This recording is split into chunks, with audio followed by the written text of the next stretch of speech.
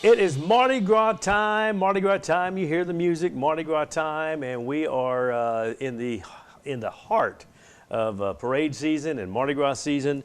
And I'm excited to have on the air with us today because we haven't been able to do this with COVID.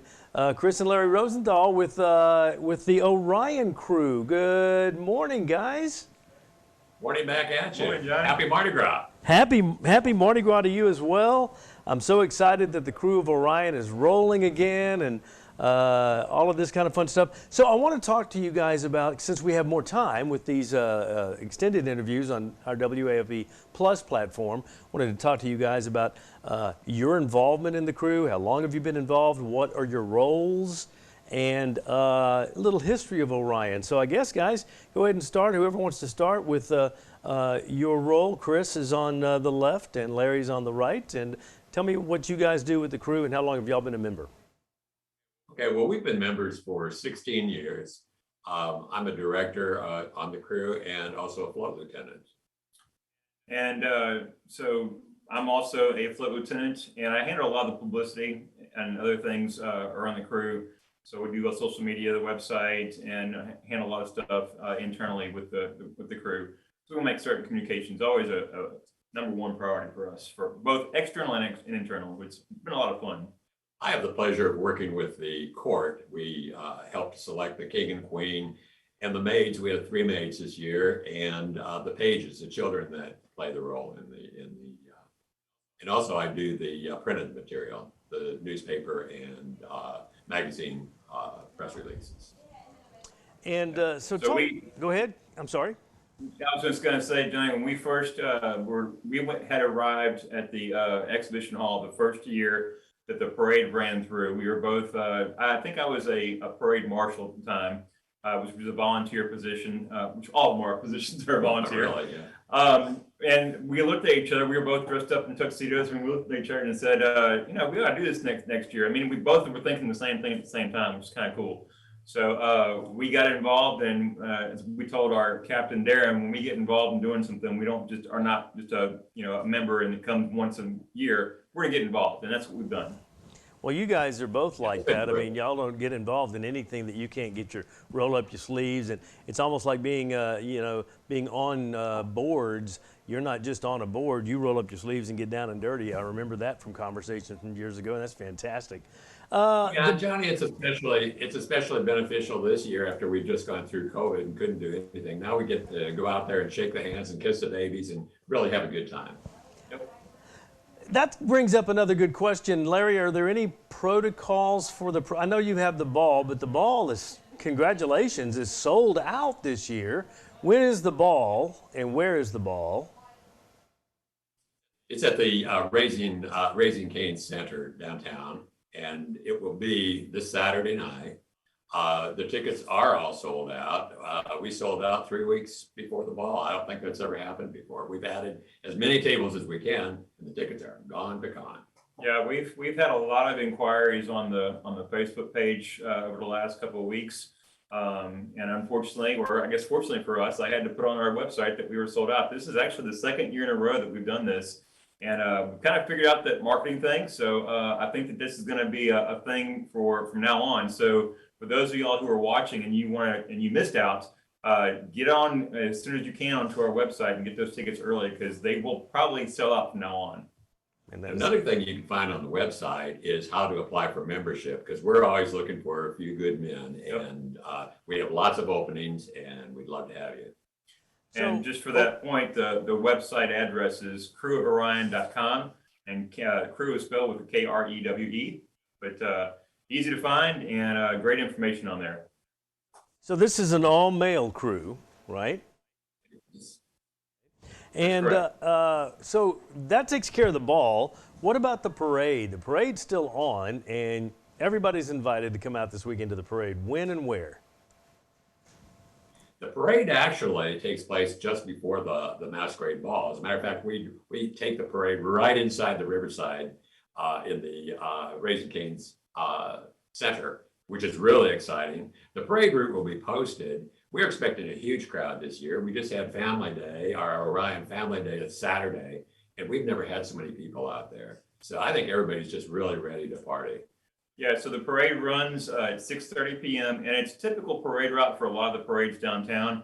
But like Dad said, the parade route is online. It's actually on our parade page of the website. And so people can click on a link there and view and download the whole parade route. And people, Johnny, I'll tell you, in the years that we've been doing this, people pick their certain areas and they essentially tailgate for the day, because there's also Krewe of Mystique has their parade that day. The night before, Krewe of Artemis has their parade. So there's a lot of things going on that weekend.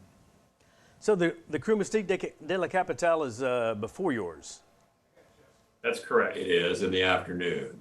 And so there is a little time to kind of reset, if you will, before your parade rolls. Right. Tell me a little bit about the history of Orion. How many years has this been going on, and how did it start? Do you guys want to feel comfortable commenting a little on that? Oh, sure. The crew is, you've got 23, I've got 24. It's either 23 or 24 years old. We paraded every year with the exception of 2. The first year was our organizational year, and we did not parade that year. And then, of course, the last year we couldn't because of COVID. And then, of course, we had 1 year where we paraded internally and not externally because of rain. And the main reason for that is we can't have the wet floats coming into the river center. So unfortunately, we had to make a tough call, and it was the best call for the time being. And the neat thing about that, Johnny, is all of the float lieutenants, myself included, were included in that decision. As far as how the parade got started, Darren Coates and Charles Harvey are our president and our captain. And they have been riding in New Orleans for many, many years. And they said, we need to bring this kind of quality of a float and a parade from New Orleans to Baton Rouge. And that's how this all got started. And it's been taken off ever since then. We are the only parade that goes right into the arena. Correct. The only one in Baton Rouge that does that. Well, that sounds like y'all took a cue out of Endymion, right? We did. And Bacchus. Yep. We did. And Johnny, when the River Center was, I want to say recent, but it's been a while, when they were restructured and reconstructed, there are actually 2 portals into the River Center that were constructed for the purpose of having floats come in. So part of the restructuring of that building was done for the same purpose of what we're using it for. But I want to set the stage on some excitement. and you've been there with me 16 times, but you're on the float and you're just about to enter the arena. You're just about to go in, and all these people are all dressed up in their finery and their long dresses, their tuxedos and their beads, clamoring for more beads and more throws. And you just are ramping to get in there. And finally the float rose. And there's nothing like the excitement of it. Nothing like it.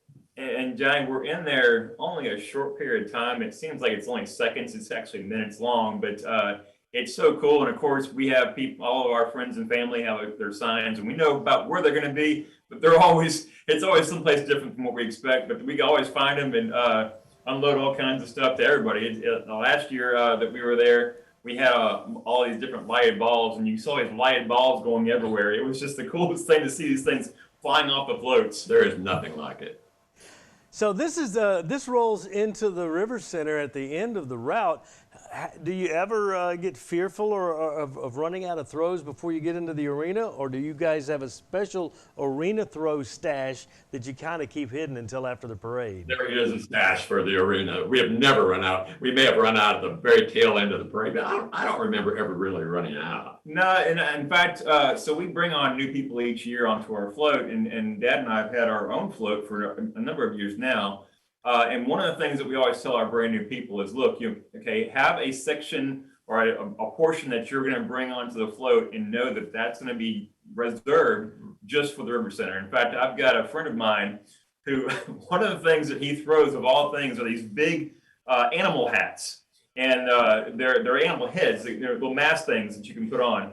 And he saves about 3 or 4 of these every year to go ahead and throw out into the River Center. And people clamor for that. I mean, it's something that's really silly. He'll find it on a sale for after Halloween, and people go crazy for something as simple as that. You may have already said this, and I was kind of pushing some buttons over here. Theme of the parade this year? Do y'all have a theme for your parade usually, yeah. or? Yep. So our theme is it's very unique, very original, Real catchy. Glad to be back. Orion is back. Short and sweet, and I think that that's the sentiment that we all have, especially lately. I mean, we're going into 2022. This COVID thing kind of started in late 19, so who would have thought this far along we would still have COVID news on the newscast? It's just incredible. But I think we are starting to, my personal opinion and my prayer is that we're hopefully getting over the top of that. So it is good to be back. Do you have king and queen? I know a lot of folks have a ball before a parade and then announce the king and queen at the ball, but that's not the case here. But you do have king and queen and your grand marshal. We have a king and queen and 3 maids. Guy Blanchard is our king. Chris Cangelosi is our queen, and they're husband and wife. And we have 3 maids and 6 children that serve as pages. Incidentally, Chris has 2 boys. They've been pages. I have 2 other grandchildren. They've both been pages. It's really a great thing to get involved in. Yeah, and it's we always prepare the royalty that this is going to be a magical night for them too. 2 years ago, my niece was a maid, and she had this tiger print back piece. And of course, everything was going on with the national championship and everything with LSU. She was a total hit whenever she walked into that River Center. So that was really cool. And that was the same year that one of my sons was a page. So it's become a family affair. And a lot of the people that are serving royalty, most of them, the Kings are always going to be a member of the crew.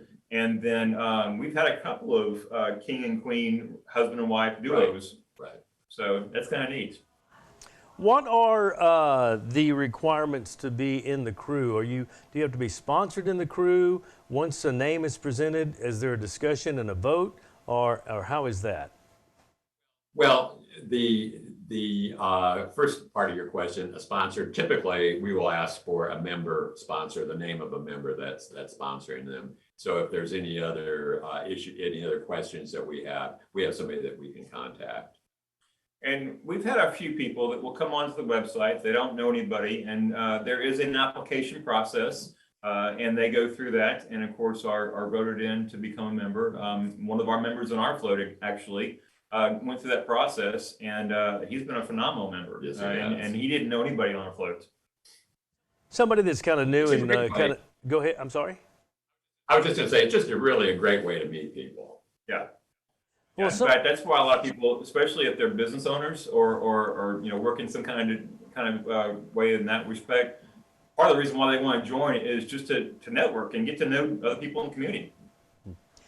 As crews go, and I don't know if this is a comfortable question for you to ask, but or for me to ask, but as crews go, is yours right in line with others dues-wise, or is it a little more pricey, less pricey? What are you being told? Don't have any idea what other Carnival crews have for dues. Really can't answer that question. We do know, though, when it compares to, like, for instance, a New Orleans crew, I know of at least one crew where our dues are going to be relatively much lower, and because of the fact of many different things. Of course, New Orleans is a little bit bigger and has all the things that they have there. But typically, I'll just say that it's pretty reasonable. I've been really surprised by that and impressed by that. And Darren, our captain, has been really good about keeping at a price point where it really makes sense, and people that want to be able to do that can afford it and put it in their budget. The fact that we have so many members that have been members for as many years as they have kind of speaks to that. Yeah. I don't think, well, I do know that most people that have been associated with Carnival for any length of time know that the majority of a cruise dues, I've got to think, go to insurance for the parades, right? Insurance is a very important part of it. Yep. And the neat thing with our dues too, Johnny, is so it covers a pair of Mardi Gras or the Masquerade tickets. So that's part of their dues, which is nice because they're not having to come out of pocket for an additional thing. So one of the things that we like to do is whenever we have these masquerades, we'll invite people that we know, friends, family, and whatnot, and say, look, if you enjoyed this tonight, wait till next year and come in and ride with us. It's just a few dollars more, and you'll have as much fun as you had before. But then the neat thing about this is you get the experience of riding. And I've heard many people say, I'll never be on the bottom accepting beads again. This is too much fun. Yeah, it only took one time for us. We attended one time. We knew we had to be on the float. Yeah.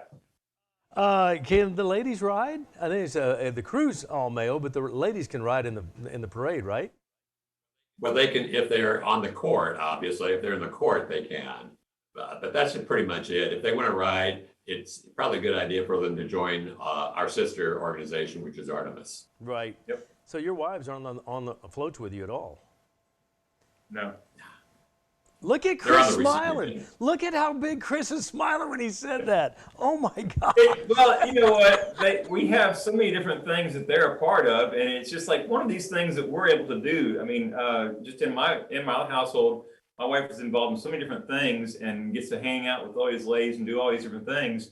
And I'm kind of, it's like, okay, well, when's my time? And this is my time. It's kind of fun in that respect. But again, we get a chance to reunite with them that night and still have a great time.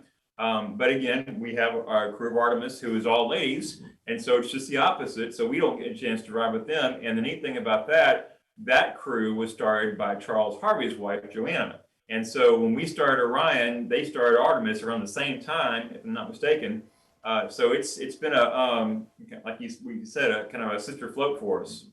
Or sister crew for us. Boy, both crews are so huge now. They've become so far, both crews. Who's the band Saturday night? I know I can't get a ticket now, but who's the band? The band is actually out of New Orleans. It's Blue Rhythm Band.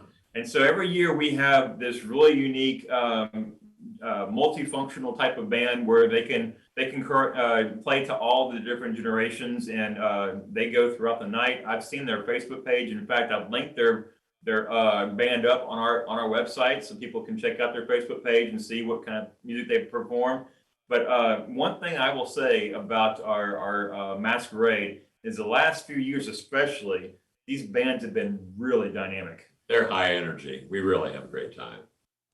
Man, that's fantastic. Does the crew get involved in any kind of philanthropic work during the year, or do you meet at other times during the year for organizational purposes? What would a new member be expected to contribute as far as their time? Well, of course, in the recent past, we've been so limited because of COVID, But typically, we have several events during the year that will involve all the members. Yeah, so an example, we do a pancake breakfast over at one of the retirement centers here in town. We'll also do at another retirement center, we'll do a actual parade, and the residents there absolutely love it. And in fact, I think they would be disappointed if we didn't do it. And obviously with COVID restrictions, it's going to be a little more difficult this year, but we'll do that again. We also, we mentioned our family day that happened just recently.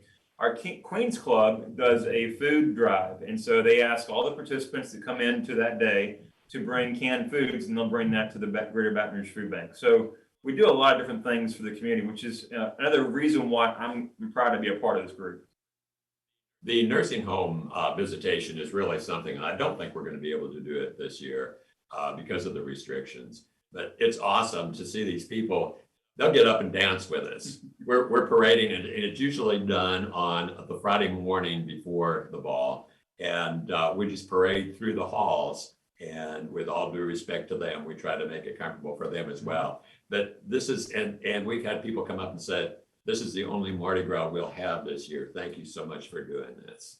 Yeah, you really, we get a lot out of doing this, and we're giving, but we get a lot out of it. I mean, it's something that many of our members look forward to every year. Yeah. I've done something very similar with the Veterans Home up in Jackson, where you would do the Mardi Gras walking parade, and Right. and you stay and visit with them after the parade, and it's just amazing what something that is no big deal to me. This is a huge deal to them, and I got to believe it's the same with nursing homes and retirement homes when you guys do that. Absolutely. What? Man, this is so much fun. So we have several parades this weekend, Friday to Saturday, and then of course next weekend is the Mardi Gras weekend, where the Spanish Town and then New Orleans and Fat Tuesday right after that. So any closing thoughts, anything you want people to know about the weekend or about your crew, the Krewe of Orion in particular?